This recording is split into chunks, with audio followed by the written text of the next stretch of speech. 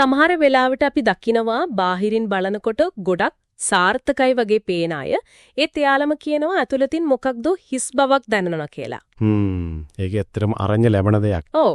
ඉතින් අද අපි මේ ලැබිලා තියෙන මූලාශ්‍රයත් එක්ක ටිකක් ගැඹුරට කතා කරමු. අර මතුපිට සාර්ථකත්වයෙන් එහාට ගිහින් සැබෑ තෘප්තියක් ජීවිතේ පූර්ණ බවක් හොයාගන්නේ කොහොමද කියලා. හරි. මොකද මේ මූලාශ්‍රවල කතා වෙනවා මිනිස් හැසිරීම, අපේ තීරණ, සතුට මේවා පිටිපස්සේ තියෙන මූලික අවශ්‍යතා වගේක් ගැන. ඒ කියන්නේ අපේ ඩ්‍රයිවිං ෆෝස් එක වගේ දේවල්. ඒ වගේ දෙයක්. මේ මූලාශ්‍රවල හරිව තදින් කියන දෙයක් තමයි තෘප්තියක් නැත්නම් සාර්ථකත්වය කියන්නේ ඇත්තටම අසාර්ථක වීමක් කියන එක. ඒක නම් හරිම වැදගත් කාරණයක්. එහෙම නේද? අනිවාර්යයෙන්ම. ඉතින් එහෙමනම් මේ කියන සැබෑ තෘප්තියට හේතු වෙනවා කියන මූලික මිනිස් අවශ්‍යතා 6ක් ගැන තමයි අපි කතා කරන්නේ. හරි. බලමු මොනවද ඒ 6 කියලා. පළවෙනි අවශ්‍යතා දෙක ගත්තම ඒක ටිකක් අමුතුයි වගේ. ස්ථීරභාවය, certainty කියන එක. අනිත් එක තමයි අස්ථීරභාවය, කියන්නේ විවිධත්වය, variety. ඔව්. එදෙක එකිනෙකට පරස්පරයි වගේ නේද? ඔව්.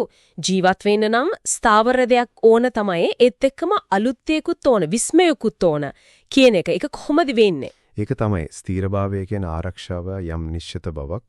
ඒක අපේ පැවැත්මට අත්‍යවශ්‍යයි. ඒක නැතුව අපිට ඉන්න බෑ. ඒත් ඒකෙම හිර වුණොත් කම්මැලි වෙනවා, ජීවිතේ පා වෙනවා නේද? හරියටම හරි.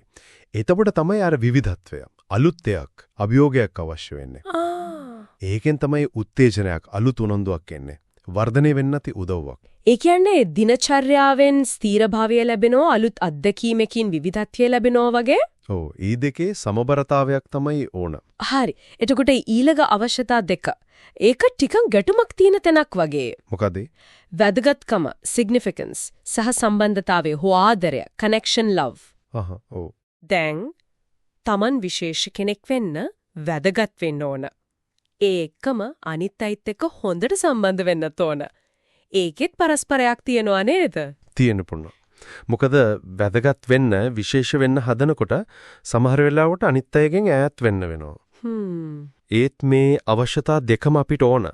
වැදගත්කම ගන්න හොඳ ක්‍රම තියෙනවා. දක්ෂතා දියුණු කරගන්නවා, අනුකම්පාවෙන් වැඩ කරනවා වගේ. ඔව්. ඒත් මේ මූලාශ්‍රවල කියනවා අර ශ්‍රීනාත්මක ක්‍රම ගැනත්. ඒ කියන්නේ අනිත් අයව පහත් කරන එක, විවේචනය කරන එක, ඒ වගේ දේවල්.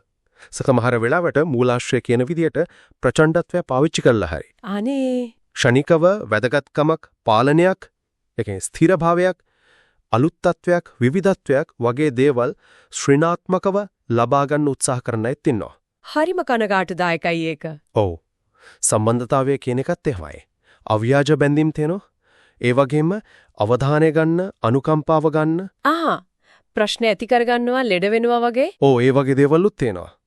ඉතින් ඔය අවශ්‍යතා දෙක සමබර කරගන්න එක තමයි අභියෝගය.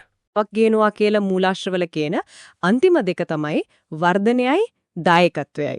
growth and contribution. හරියටම හරි. අර පළවෙනි හතර ස්ථීරභාවය, විමිදතාවය, වැදගත්කම, සම්බන්ධතාවය ඒවා අපේ මනසට, පෞරුෂයට, මූලික පැවැත්මට ඕන. ඔව්. ඒවා නැතුව බෑ තමයි. ඒත් සැබෑම සතුට, අර ගැඹුරු තෘප්තිය එන්නේ වර්ධනය සහ දායකත්වය කියන දෙකෙන් කියලා මේ මූලාශ්‍ර කියන්නේ. ඒ කියන්නේ අපි අලුත් දෙයක් ඉගෙන ගන්න නැත්තම්, දියුණු වෙන්නේ නැත්තම් අපිට දැනෙනවා ජීවිතේ එක තැන නතර වෙලා වගේ. පණ නෑ වගේ නේද? ඔව්. අනිත් එක තමයි දායකත්වය.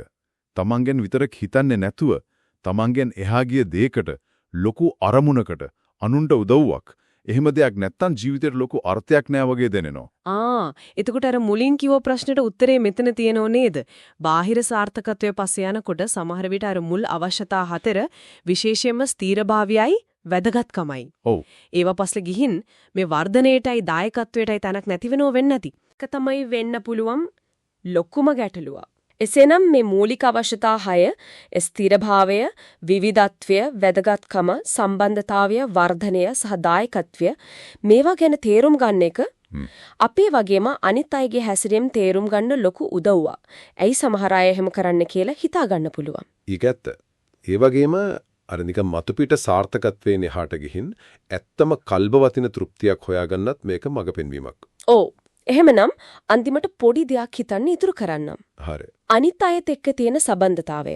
සමහර විට ඒවා අමාරු සම්බන්ධතාවය වෙන්න පුළුවන්, බින්දිච්ච ඒවා වෙන්න පුළුවන්. ඒවත් එක්ක ගනුදෙනු කරන්න, ඒවා හදාගන්න, අලුත් වැඩියා කරන්න, සවිඥානිකව උත්සාහ කරන එක. ඒ වගේම තමන්ගේ අර කම්ෆර්ට් සෝන් එකකින් සුවපහසු සීමාවෙන් එළියට ගිහින් ඇත්තටම අර්ථවත් විදිහක අනුන් වෙනුවෙන් මොන හරි කරන්න ගන්න පොඩි පියවරක් උනත්. ඔව්. ඒක අපේ අර ගැඹුරුම අවශ්‍යතා දෙක වර්ධනයයි දායකත්වයයි කොහොම සපුරාලෙමින් ජීවිතේට ඇත්තම තෘප්තියක් ගෙනත් දෙයිද ඒ ගැන පොඩ්ඩක් හිතලා බලන්න.